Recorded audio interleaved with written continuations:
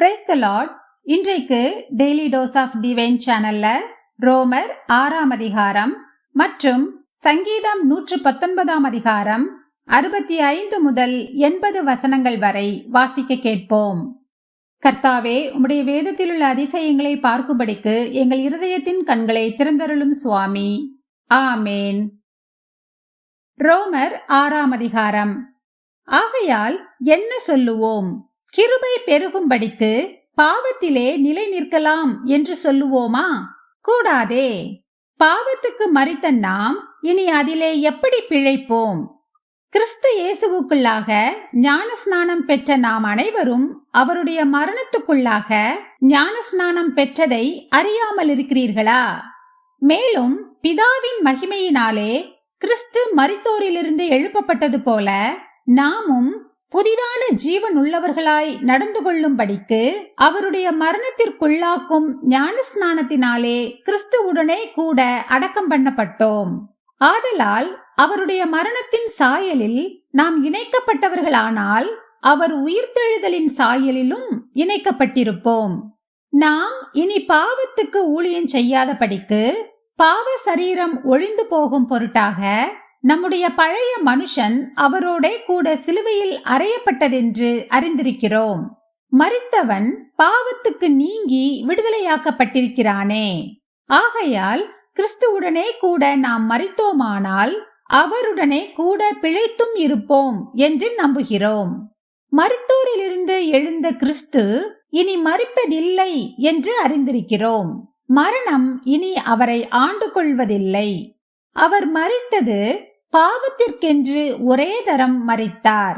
அவர் பிழைத்திருக்கிறது தேவனுக்கென்று பிழைத்திருக்கிறார். அப்படியே நீங்களும் உங்களை பாவத்திற்கு மரித்தவர்களாகவும் நம்முடைய கர்த்தராகிய இயேசு கிறிஸ்துவுக்குள் தேவனுக்கென்று பிழைத்திருக்கிறவர்களாகவும் எண்ணிக்கொள்ளுங்கள்.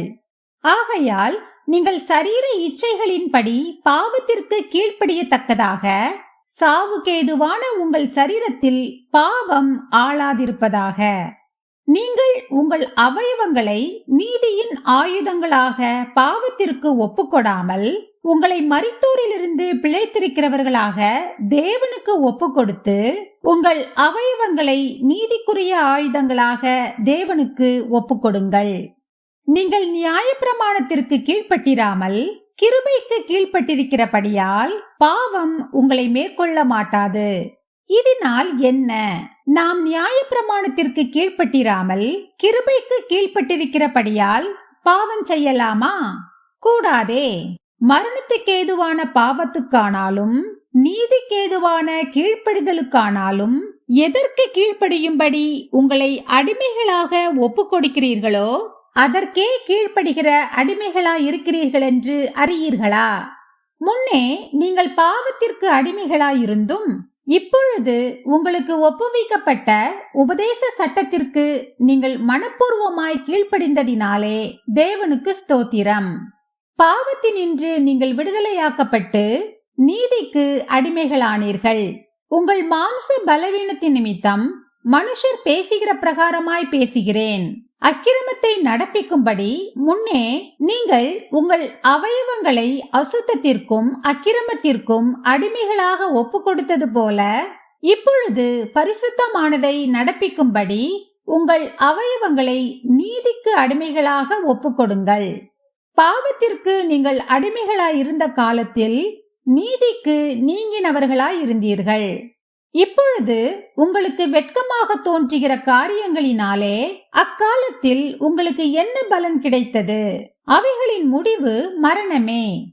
இப்பொழுது நீங்கள் பாவத்தினின்று விடுதலையாக்கப்பட்டு தேவனுக்கு அடிமைகளானதினால் பரிசுத்தமாக்குதல் உங்களுக்கு கிடைக்கும் பலன். முடிவோ நித்திய ஜீவன். பாவத்தின் சம்பளம் மரணம். தேவனுடைய கிருபை வரமோ நம்முடைய கர்த்தராகிய இயேசு கிறிஸ்துவினால் உண்டான நித்திய ஜீவன்.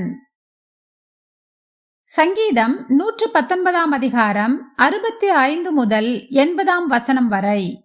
கர்த்தாவே, உமது வசனத்தின்படி உமது அடியேனை நன்றாய் நடத்தினீர். உத்தம நிதானிப்பையும் அறிவையும் எனக்கு போதித்தருளும். உம்முடைய கற்பனைகளின் பேரில் விசுவாசமாயிருக்கிறேன். நான் உபத்திரவப்படுவதற்கு முன் வழி தப்பி நடந்தேன். இப்பொழுதோ உம்முடைய வார்த்தையை காத்து நடக்கிறேன். தேவரீர் நல்லவரும் நன்மை செய்கிறவருமாயிருக்கிறீர். உமது பிரமாணங்களை எனக்கு போதியும். அகங்காரிகள் எனக்கு விரோதமாய் பொய்களை பிணைக்கிறார்கள். நானோ முழு இருதயத்தோடும் உம்முடைய கட்டளைகளை கைக்கொள்ளுவேன். அவர்கள் இருதயம் நினந்துண்ணி கொழுத்திருக்கிறது. நானோ உம்முடைய வேதத்தில் மனமகிழ்ச்சியாயிருக்கிறேன். நான் உபத்திரவப்பட்டது எனக்கு நல்லது. அதனால் உமது பிரமாணங்களை கற்றுக்கொள்கிறேன்.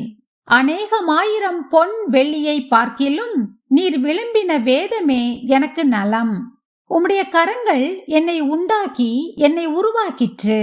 உம்முடைய கற்பனைகளை கற்றுக்கொள்ள என்னை உணர்வுள்ளவனாக்கும்.